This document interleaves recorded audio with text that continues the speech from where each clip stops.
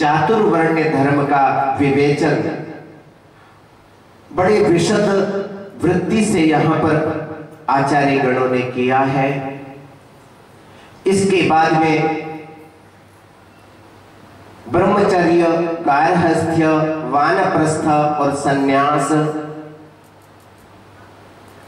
इनका उल्लेख किया है।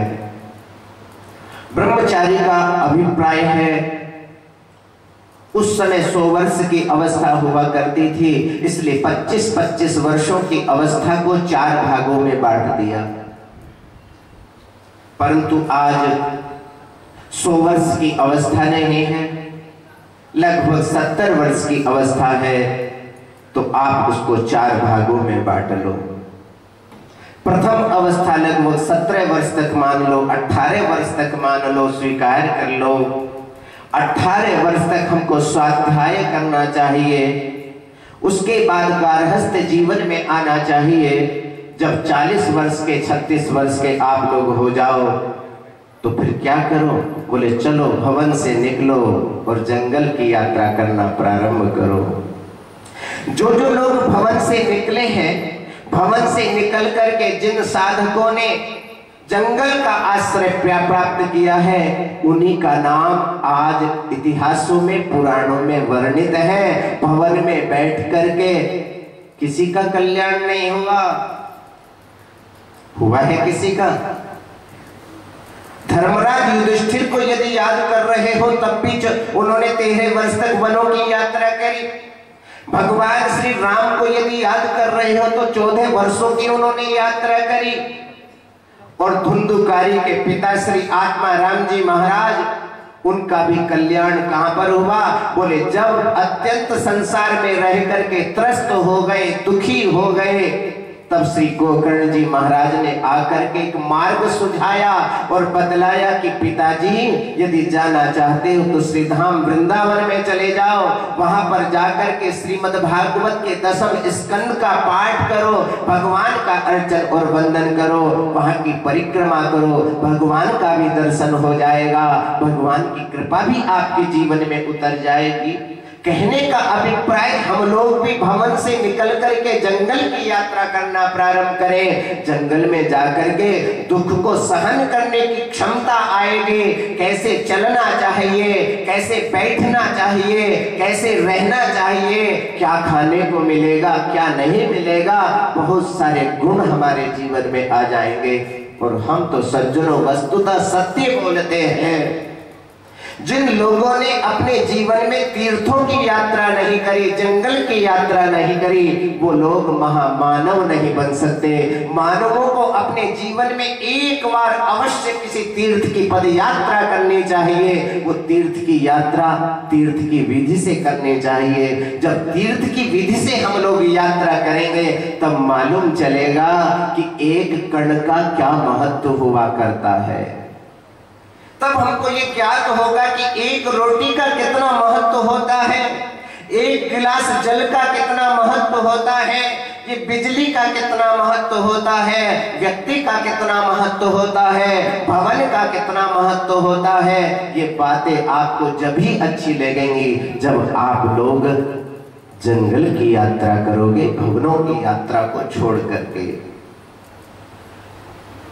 यथा काल के अनुसार ब्रह्मचर्य का पालन करते हुए, ब्रह्मचर्य शब्द से 2 अभिप्राय शास्त्रकार बतलाते हैं। जीवन की अनमोल शक्ति ब्रह्मचर्य व्रत हुआ करता है। बाबा भीष्म पितामह जी महाराज के पास में यदि कोई संबल है तो वो ब्रह्मचर्य बल का ही संबल है, वही उनकी तपस्या है, वही उनकी साधना है। उसको उन्होंने संरक्षित कर करके परिणाम क्या हुआ? बोले इस संसार को छोड़ करके कहीं जा नहीं सकते। जिनको अजर और अमर होना हो, अपनी इच्छा के अनुसार मृत्यु का वरदान प्राप्त करना हो, उनको ब्रह्मचर्य की रक्षा करनी ही करनी पड़ेगी। जब तक ब्रह्मचर्य की रक्षा होगी, देख लो हमारे बाबा भीष्म पितामह जी महाराज मनोभिलषित अपनी इच्छा के अनुसार उन्होंने मृत्यु को प्राप्त किया। इसलिए शास्त्र कहते हैं ब्रह्मचर्येण तपसा देवा मृत्युम उपाधिनता। ब्रह्मचर्य तपस्या के द्वारा मृत्यु के ऊपर पैर रख करके सीधा ब्रह्मलोक की यात्रा कर सकता है। ये तपस्या ब्रह्मचर्य की साधना है। इसलिए इस अवस्था में भगवान का भजन भी होना चाहिए और साधना भी होनी चाहिए। इस साधना से साधित होकर के आप परम साध्य अंश को प्राप्त कर सकते हो। प्रातः काल उषा काल में हमको शैया का त्याग बतलाया गया है, परंतु क्या करें, इसी अवस्था में निद्रा मैया से इतना प्यार होता है, इतना प्यार होता है, आचार्य श्री को भी 4 बार आना पड़ता है। तब हमारे ब्रह्मचारी लोग उस शैया का त्याग करते हैं। क्या करते हैं? शैया का त्याग करते हैं। अस्तु, इस अवस्था में प्रमाद भी हमसे होता है, क्योंकि शैया का त्याग करना अच्छा नहीं लगता है, परंतु वे भोले भाले बालक होते हैं, उनको भविष्य दिखलाई नहीं पड़ता है, आचार्य को भविष्य दिखलाई पड़ता है, इसलिए उनको आकर के प्रेम से उठाने का कार्य करता है और उनको महामनीषी बनाने का कार्य आचार्य गण ही हमेशा करते रहे हैं, कर रहे हैं और भविष्य में करते रहेंगे। उसी का संबल होगा कि कलयुग के अंतिम चरण में भी एक सदाचार संपन्न ब्राह्मण के रूप में विष्णुमित्र पंडित जी महाराज के घर में संभल नामक गांव में कौन? श्री कल्की महाराज का अवतार होगा। प्रेम से बोलो श्री कल्की महाराज की। आप सोच रहे हो कलयुग आ गया? अभी कलयुग आया ही कौन है? अभी तो प्रथम चरण प्रथम दिवस प्रातः काल ही चल रहा है। 4,32,000 वर्ष कलयुग की परमायु है और उसमें केवल 5,000 वर्ष ही व्यतीत हुए हैं। उस समय पर भी एक सदाचार संपन्न ब्राह्मण होगा। इसलिए अपने ब्राह्मणत्व को, क्षत्रिय अपने क्षत्रियत्व को, वैश्य अपने वैश्यत्व को, दास अपने दासत्व को सुरक्षित रखे, यही विधि है। ब्रह्मचर्य के उपरांत गार्हस्थ्य धर्म में प्रवेश करे। 25 वर्ष तक गृहस्थ संबंधित सकल व्यवस्थाओं को संपादित करे। उस व्यवस्था में रहते हुए भी परमात्मा के स्मरण करता रहे और उसके उपरांत संसार को छोड़ करके, संसार को छोड़ने का मतलब क्या है? संसार, हमारे मन में जो संसार बसा हुआ है, उस मन से संसार में उपराम ले ले। अब संसार के लिए हमको कुछ नहीं करना, अब संसार को बनाने वाले के लिए कुछ करना है। इस संसार में हम जब चल करके आए तो बहुत सारी प्रार्थना, बहुत सारी प्रतिज्ञा आप लोगों ने करी। जैसे आप इस संसार में अशक्त हो जाते हो, अस्वस्थ हो जाते हो, आप डॉक्टर के पास में जाकर के उसके चरणों में शरणापन्न हो जाते हो, महाराज चिंता मत करना, पैसे की कुछ भी हो जाए परंतु हमारा व्यक्ति स्वस्थ रहना चाहिए। उसी प्रकार से सज्जनों, जो संसार अभी हमारे मन और मस्तिष्क में बैठा हुआ है, अवस्था आने पर गार्हस्थ्य जीवन का उपभोग करने के बाद में उस संसार को मन से निकालो और संसार को मन से निकाल करके उपराम लो और धीरे धीरे जो भगवान ने हमको इंद्रियां दी हैं, जो बाहर को देखने का सुख हमको मिलता है, संसार को देखना बहुत अच्छा लगता है, संसार का स्वाद लेना बहुत अच्छा लगता है, उन इंद्रियों से भी कहो अब बाहर की वस्तुओं को मत देखो, अब अपने अंदर में देखो कि अंदर क्या है। तो ये जो इंद्रियां हैं ये अभी बाहर का कार्य कर रही हैं, बाहर के कार्य को कम कराओ, अंदर का कार्य करना प्रारंभ कर दे तो सब उसी को वानप्रस्थ कहा जाता है। क्या कहा जाता है? उसी को वानप्रस्थ कहा जाता है। और वानप्रस्थ जब संपन्न होने लग जाए, जब इंद्रियां आपके हाथों में अंकुश की तरह बन जाएं, आपके कंट्रोल में आ जाएं, तब आप सन्यासी बन सकते हो। परंतु कौन सन्यासी बन सकता है? आज तो प्रत्येक व्यक्ति सन्यासी बनना चाहता है। आज प्रत्येक व्यक्ति लाल पीला वस्त्र धारण करना चाहता है। शास्त्र कहते हैं सन्यास लेने का अधिकार मात्र मात्र मात्र केवल ब्राह्मण को है। और आज कितने परिवार हैं जो ब्राह्मण के कुल में जन्म लेकर के सन्यास को चाहते हैं? हमको लगता है बहुत कम लोग हैं। वो कुल धन्य हैं जिनके कुल से निकल करके कोई सन्यासी बन करके आता है। सन्यासी बनता नहीं है। सन्यासी स्वभाव में उसके सन्यास होना चाहिए। सन्यास का मतलब है त्याग होना चाहिए। संसार को देख करके भी उसको विराम रखो, दूर रखो। संसार मन और मस्तिष्क में न बैठ पाए, तभी आप सन्यासी हो सकते हो। नहीं तो चोले को धारण करने वाले केवल दिखलाई पड़ सकोगे। स्थिति दूसरे प्रकार की सज्जनों हो जाएगी। तो ब्रह्मचर्य, गारहस्थ्य, वानप्रस्थ और सन्यास, इन चारों आश्रमों में केवल ब्राह्मण मात्र का अधिकार है। क्षत्रिय 3 चीजों में उसका अधिकार है।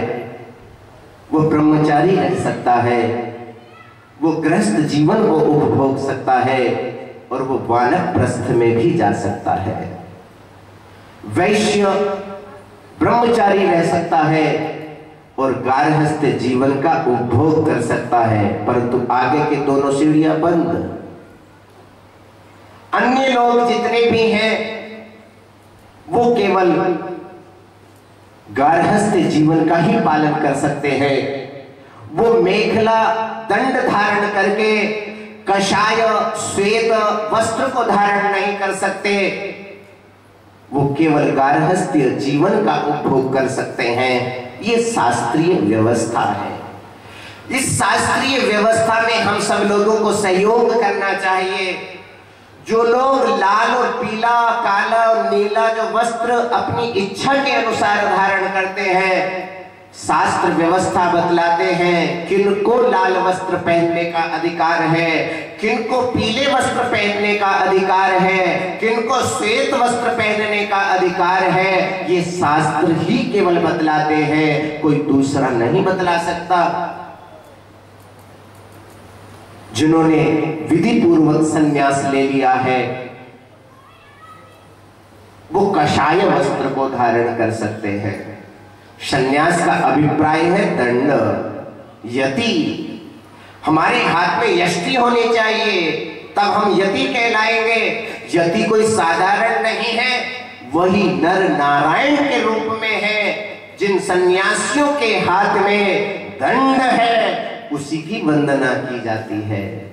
वही सन्यासी परम श्रेष्ठ हुआ करते हैं। दूसरी परंपरा हमारे यहाँ नहीं है।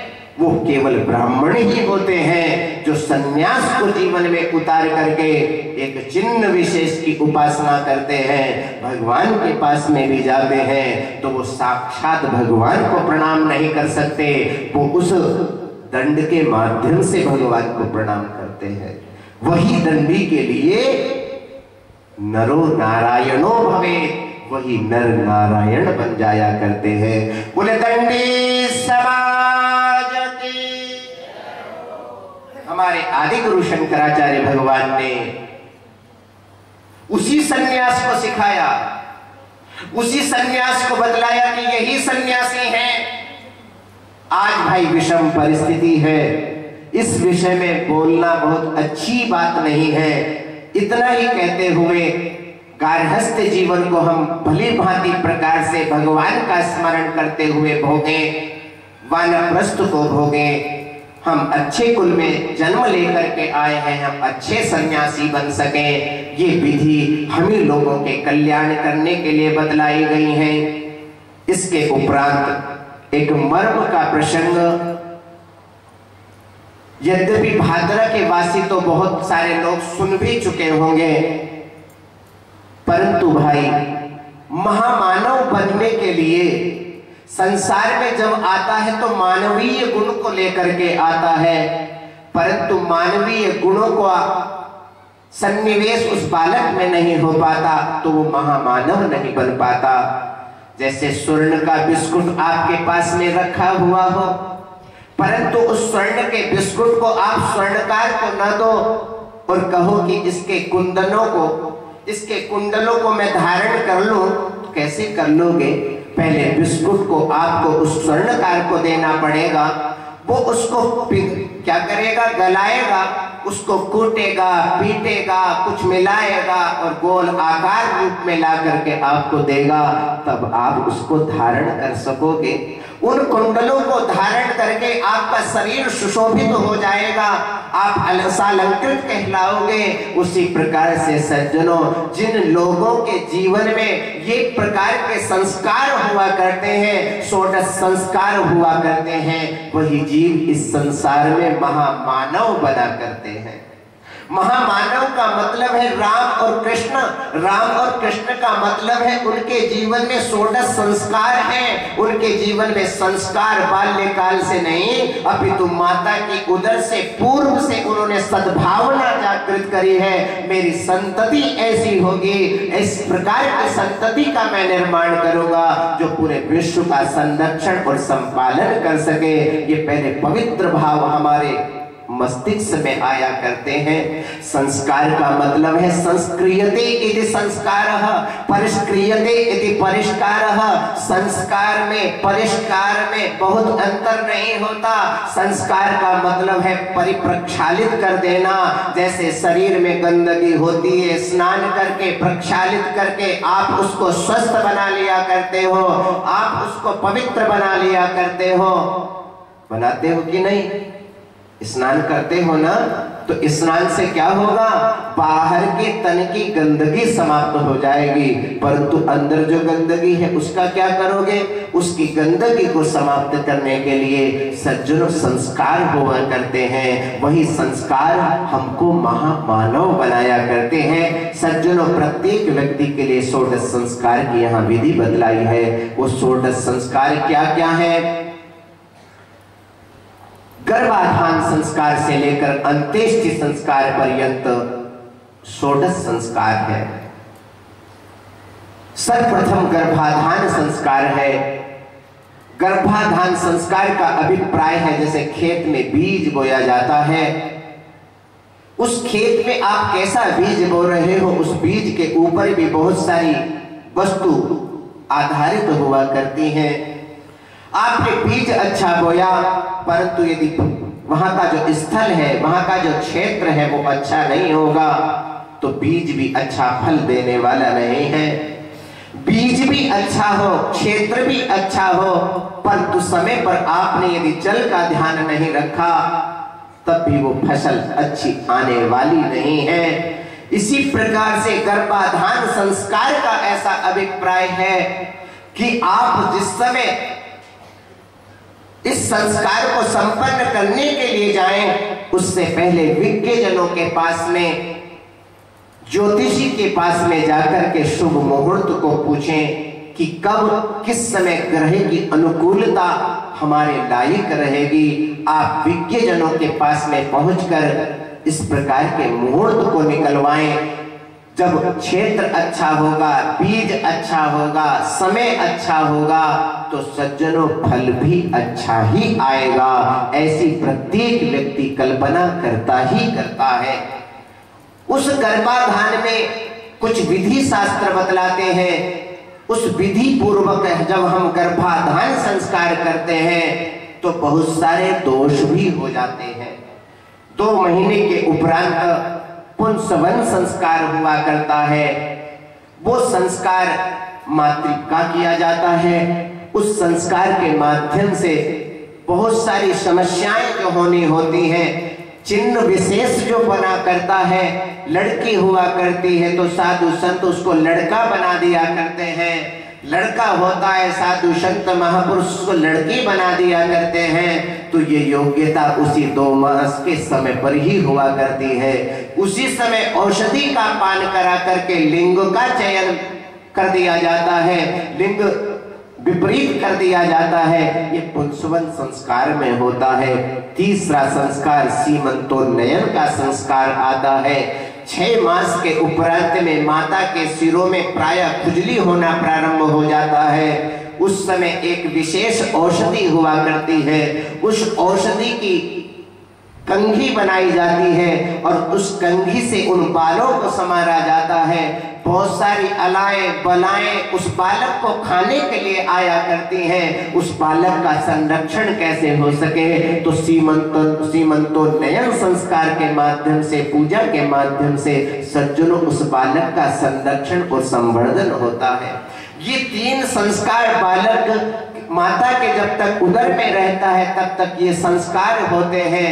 चौथा संस्कार जात कर्म संस्कार होता है। समय आने पर बालक जब आ जाता है, नालक छेदन संस्कार जब तक नहीं होता, नाल जब तक नहीं काटी जाती, आज तो मालूम ही नहीं चलता कि जात कर्म संस्कार क्या है। इन 3 संस्कार को तो छोड़ ही दीजिए, आते ही नालक छेदन संस्कार कर दिया जाता है। जब तक उस बालक का और माता की नाल को काटा नहीं जाता तब तक उस घर में किसी प्रकार का सूतक नहीं लगता। इसलिए वहां पर एक पूजा की विधि बतलाई गई है। वो जात कर्म संस्कार करने के उपरांत नालक छेदन करना चाहिए, उसमें बहुत समय नहीं लगता, वो करना चाहिए। जात कर्म के उपरांत 10 दिवसों के उपरांत नामकरण संस्कार आता है। इसको आप बड़े प्रेम से जानते हो। नामकरण के बाद में निष्क्रमण संस्कार आता है।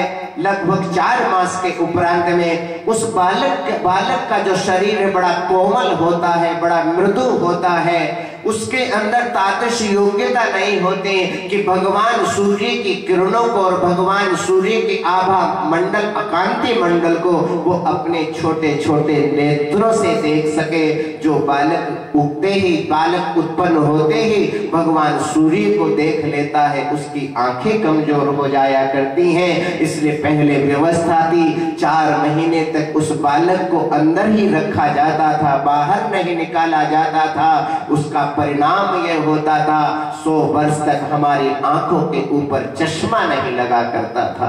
आज बालक जिस दिन उत्पन्न होता है उसी दिन उसको बाहर लेकर के हम लोग आ जाते हैं, उसकी योग्यता नहीं रहती है। भगवान सूर्य की किरणों को सहन करने की उसकी क्षमता नहीं होती है। परिणाम यह है बालक उत्पन्न बाद में होता है, चश्मा उसके लिए पहले आ जाता है। ये व्यवस्था हम अपने आप करते चले जा रहे हैं। 6 महीने के बाद निष्क्रमण होता है उस बालक का। अन्नप्राशन संस्कार होता है। 6 महीने का बालक हुआ, उसको कुछ खिलाया और पिलाया जाता है, तो अन्नप्राशन का भी मुहूर्त होना चाहिए। उसके उपरांत चूड़ा कर्म होता है, मुंडन संस्कार होता है। 1 वर्ष में 3 वर्ष में अलग अलग व्यवस्था शास्त्रों में बतलाई गई है। कुल रीति रिवाज के अनुसार हमको चूड़ा कर्म संस्कार करना चाहिए। जब बालक 5 वर्ष का हो जाए विद्यारंभ संस्कार करना चाहिए। उसके सामने बहुत सारी वस्तुओं को डाल देना चाहिए। वो बालक जिन वस्तुओं का स्पर्श करेगा ऐसा विचार करना चाहिए, ये इसी विषय का विशेषज्ञ बनेगा, उसी को विद्यारंभ संस्कार। उसके बाद में सज्जनों कर्णवेद संस्कार है। प्रत्येक बालक के कर्णों का वेधन किया जाता है। बहुत सारे दोष हमारे जीवन में हुआ करते हैं, उन दोषों की निवृत्ति संस्कारों के माध्यम से हुआ करते हैं। उसमें कर्णवेद संस्कार की एक विशिष्ट परंपरा है। कर्णवेद संस्कार आता है। उसके बाद बालक 8 वर्ष का ब्राह्मण का बालक हो जाता है, क्षत्रिय का 11 वर्ष का हो जाता है और वैश्यों का 12 वर्ष का हो जाता है। तब उसके लिए उपनयन संस्कार की विधि आ जाती है। उपनयन का मतलब है उप समीपे गुरोह समीपे नयनम। जब अपने बालक को, जब बालक जब थोड़ा सा बड़ा होता है तो शिक्षा लेने के लिए गुरु के पास में उस बालक को हम लेकर के जाते हैं, वहां पर उपनयन संस्कार होता है।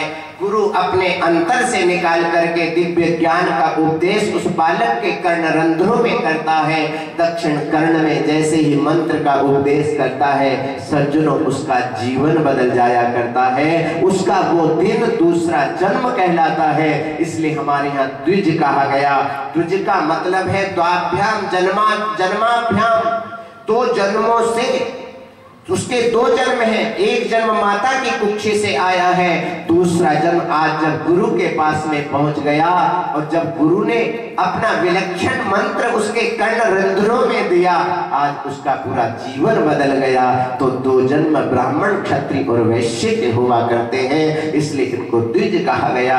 वहां पर उपनयन संस्कार के बाद में ब्रह्मचारी का रूप धारण करता है, ब्रह्मचर्य अवस्था का पालन करते हुए स्वाध्याय करता है। ये उपनयन संस्कार है। इसी के साथ साथ में वेदों का आरंभ हो जाता है। ऋग्वेद, यजुर्वेद, सामवेद, अथर्ववेद, प्रत्येक ऋषि की अपनी परंपरा है। किनका सामवेद है, किनका अथर्ववेद है, किनका ऋग्वेद है, किनका यजुर्वेद है। अपने अपने गोत्र के अनुसार अपने अपने वेदों की शाखा का स्वाध्याय किया जाता है, वो वेदारंभ संस्कार होता है। उसके उपरांत केशांत संस्कार आता है। केशांत संस्कार का मतलब है स्वाध्याय हम पूर्ण कर लिया करते हैं। जब स्वाध्याय हम कर लेते हैं, जब गुरुजी महाराज ने पूर्ण रूप से स्वाध्याय करा दिया, जो अभी तक हमने दंड अपने हाथों में ले रखा था, बहुत सारे नियमों को जीवन में उतार रखा था, हम जूते नहीं पहनेंगे, हम शीशा नहीं देखेंगे, हम सिर में तेल नहीं लगाएंगे, हम परस्त्री का दर्शन नहीं करेंगे, हम नदी को पार नहीं करेंगे, हम कच्चे फल को नहीं खाएंगे, बहुत सारे, हम बैंड बाजे में नहीं जाएंगे, ये बहुत सारी मर्यादाएं हमारी ब्रह्मचारियों की हुआ करती हैं। उस दिन उनका मुंडन संस्कार कराया जाता है, उनसे दंड लिया जाता है, उनके नियमों को वापस ले लिया जाता है और फिर ये केशांत संस्कार हुआ करता है। इसके उपरांत समावर्तन संस्कार आता है। जैसे माता पिता अपने बालक को लेकर के गुरु के पास में जाते हैं, उसको उपनयन संस्कार की विधि बतलाई जा रही है। आज वो गुरु जब शिक्षा को विद्यार्थी पूर्ण रूप से आत्मसात कर लेता है, आज माता पिता पुनः आश्रम में पहुंचते हैं और समावर्तन संस्कार करके उसको गृहस्थ धर्म में प्रवेश दिलवाते हैं। यही समावर्तन संस्कार है।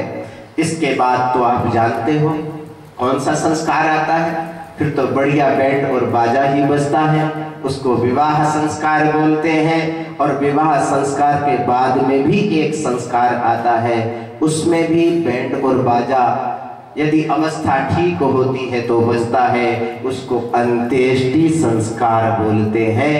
अंत्येष्टि संस्कार तक षोडश संस्कार जरूर हो जाते हैं, परंतु भारतीय संस्कृति ऐसी विलक्षण संस्कृति है, उसके जाने के बाद भी उसको भोजन और जल को आप लोग देना बंद नहीं करते हो। ये हमारी भारतीय संस्कृति है। बोलो आनंद कंद श्री कृष्णचंद्र भगवान की। भज मन नारायण नारायण नारायण, भज मन नारायण नारायण नारायण, रट मन नारायण नारायण नारायण, नारायण नारायण नारायण, श्रीमन नारायण नारायण नारायण, श्रीमन नारायण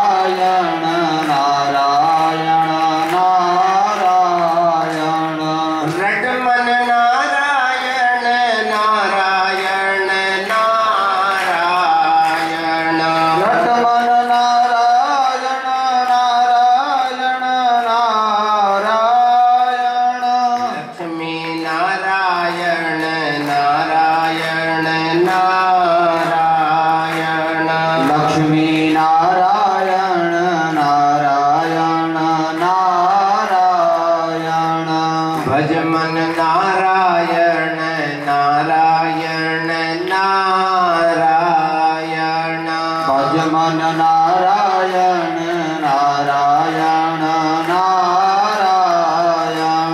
प्रेम से बोलो श्री विष्णु पुराण की जय हो।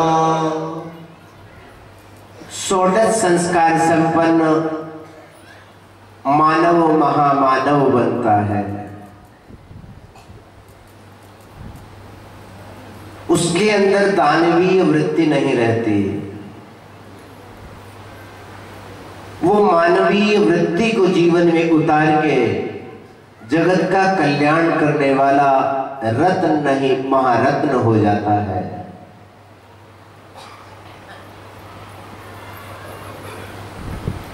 उसका अंतःकरण निर्मल हो जाता है। पाप जल करके धुल जाते हैं, इसलिए निष्कलंक हो जाता है। सकल देशवासियों को षोडश संस्कार के प्रति ध्यान देना पड़ेगा। पाश्चात्य संस्कृति बहुत कुछ कर सकती है, आपको मंगल लोक की यात्रा करा सकती है, परंतु वो पाश्चात्य संस्कृति आपको ब्रह्म लोक तक नहीं लेकर के जा सकती। उस ब्रह्म लोक तक जाने के लिए आपको इन्हीं संस्कारों को जीवन में उतारना होगा, इन्हीं शास्त्रीय व्यवस्थाओं को जीवन में उतारना होगा, अपने कुल रीति रिवाज के और वर्णाश्रम धर्म मर्यादा के अनुसार जीवन जीना होगा। तब आप इस लोक में रह करके भी और इस लोक से गमन करके भी ब्रह्म वैकुंठ और शिवलोक की यात्रा कर सकते हो। जब हम लोग गार्हस्थ्य जीवन में रहते हैं,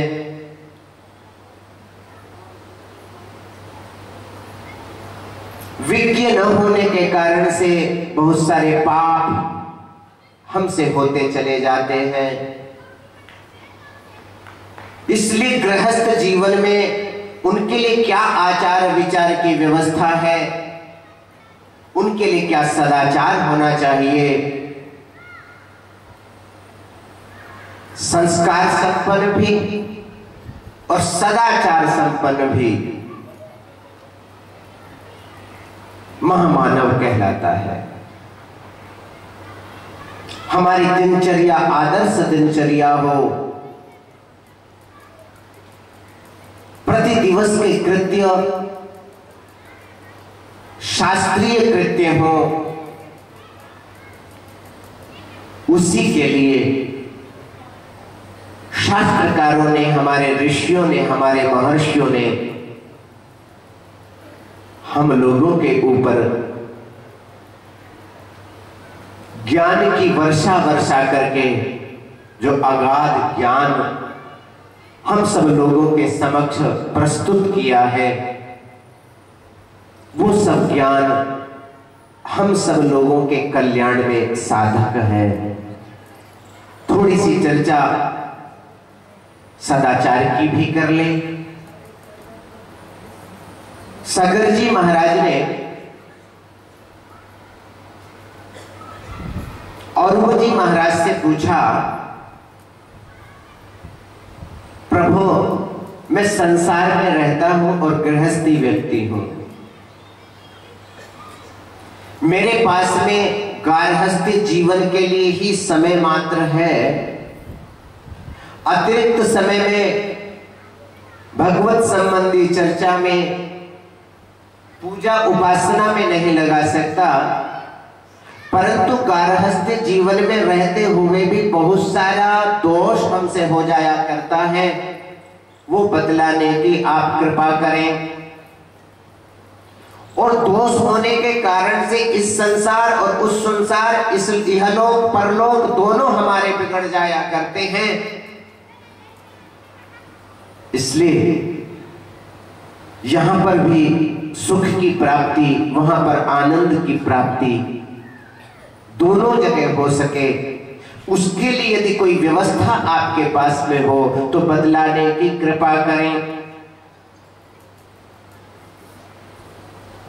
कहा कि सदाचार है ना, सदाचार में दो चीज है, एक सद और दूसरा आचार।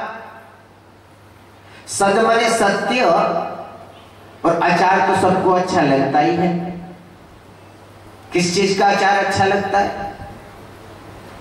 कोई नींबू का अचार खाता है, कोई मिर्च का अचार खाता है, कोई आम का अचार खाता है, लेकिन वो जो आचार है ना वो तो केवल रसना मात्र तक सीमित रहता है, परंतु ये जो आचार है ये तो यहां से आपके साथ चलता है और वहां तक पहुंच जाता है। वो आचार जिस समय तक आप खा रहे हो केवल स्वाद ध्यान रख सकोगे, परंतु इस आचार को यदि आपने याद रखा तो आपके जाने के बाद भी इस आचार को लोग याद करेंगे कि वो ऐसा सदाचार संपन्न जीव था, मनुष्य था। इसलिए आचार आचार में भेद है। ये सत्य का आचार है, वो मिर्च का आचार है। मिर्च का आचार झूठा हो सकता है, कृत्रिम हो सकता है, दोषज्ञ हो सकता है, परंतु सत्य का आचार कभी झूठा नहीं हो सकता, मिर्चा नहीं हो सकता। इसलिए सत्य का आचार, कौन कौन खाना चाहेंगे सत्य के आचार को? कहा कि 70 वर्ष की अवस्था तो हो गई, परंतु ये सत्य का आचार तो आज तक सुना ही नहीं था। ये बाबा जी आज सत्य का आचार भी हमको खिला रहे हैं। हाँ भाई, खट्टा मीठा तीखा खाते हुए कहीं डायबिटीज न हो जाए, कहीं भोजन परिपक्व न हो जाए, अजीर्ण न हो जाए, उसके लिए जरूरी है सत्य का आचार भी बीच बीच में स्वाद लेना चाहिए। उस सत्य के ऊपर ही आप लोग टिके हुए हो। यदि ये सत्य का आचार हमारे जीवन में नहीं होगा तो सज्जनों एक क्षण भी हम इस जीवन में रह नहीं सकते। वही सत्य का आचार साधु का आचार है। सत्य कहो, सत्य कहो, साधु का जीवन कहो, साधुता कहो। जिसके जीवन में जितना सदोगुण होगा, जितना सत्यत्व का वो प्रतिपादन कर सकेगा, साधुता का आचरण कर सकेगा, वही सदाचारणशील होगा, सदाचारशील होगा। जो साधु पुरुष का जो आचरण होता है उसी को सदाचार कहते हैं।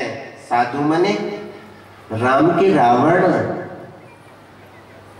क्यों साहब? साधु तो रावण भी है, पीला वस्त्र उसने भी पहन रखा है, और राम जी ने तो पीला भी नहीं पहन रखा है।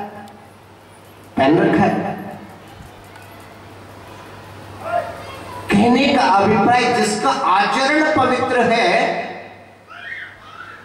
जो सदाचरण संपन्न है, वही साधु है। और जो सदाचरण संपन्न नहीं, केवल वस्त्र संपन्न